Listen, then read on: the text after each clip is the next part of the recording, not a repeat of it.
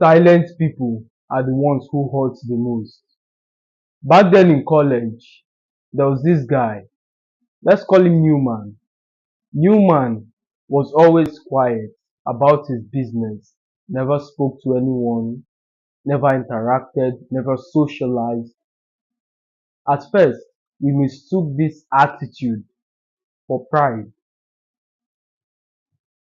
Over the course of the year, we discovered he was more reserved, he was more introverted as otherwise. But something remarkable happened as this transfer student arrived that would change Newman's life forever. On her first day at school, she tripped over her books and the class began to laugh. As you would expect, she became the, how do I put her, the one whom everybody bullies in the class. She got picked on and this messed up with her mental health. One day, while Newman went to pee, he noticed something very frightening. There was this lady on a cliff about to commit suicide. Stop! Don't do this. I'm tired of what you guys are doing to me. She began complaining for the next 20 minutes. Instead of Newman to try and convince her, he simply went to the cliff and stood upon it. If you jump, I would as well. And after 20 minutes of sobbing, he was able to convince her to let go of suicide. They sat down, they conversed, and by some providence, they were compatible. So this began a journey of a new love story. They would sleep in at each other's house. And you know what happened afterwards? They would meet at that spot, share cookies, go on picnic dates.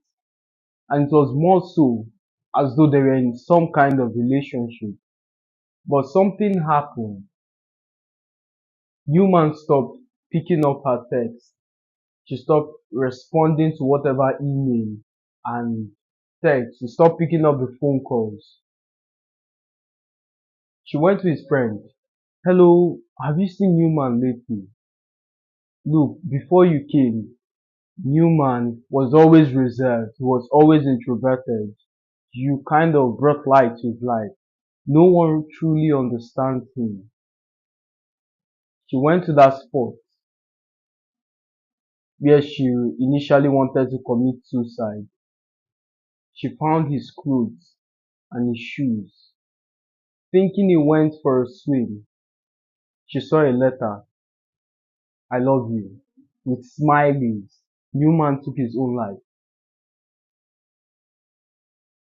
The point I'm trying to make with this story is silent people are the ones who hurt the most.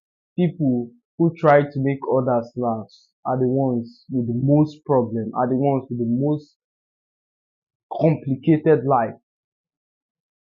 When a body of yours doesn't reach out to you, in this age of arrogance and social media, where every single person sustains TikTok brain, TikTok has told you when a body doesn't reach out to you, it's time to let go.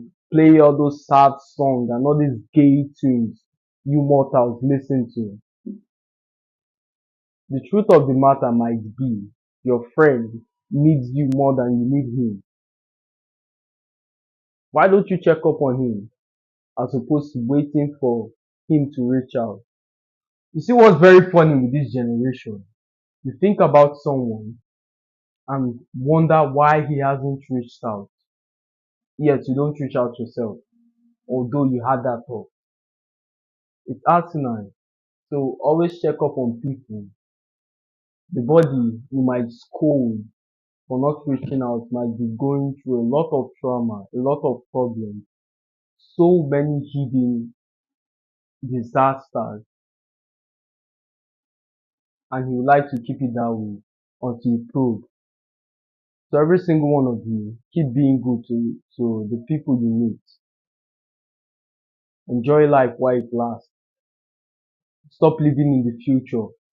Some of you get up, you dread the fact that you're going to work. When you arrive at work, you anticipate what you're going to eat for lunch. Then while having lunch, you dread that you still have 5 more hours to work.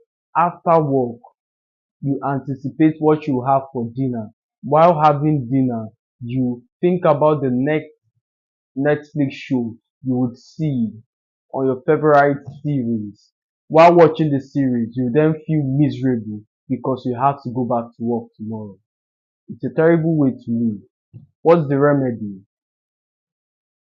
When you're having fun with your friends and the thought comes along, you need to go to work today. Instead of feeling depressed, yes, I will go to work tomorrow. Let me enjoy this moment. That should be your response, not a switch in moods. As always, my friend, it's a pleasure speaking to you. I'll see you in the next one.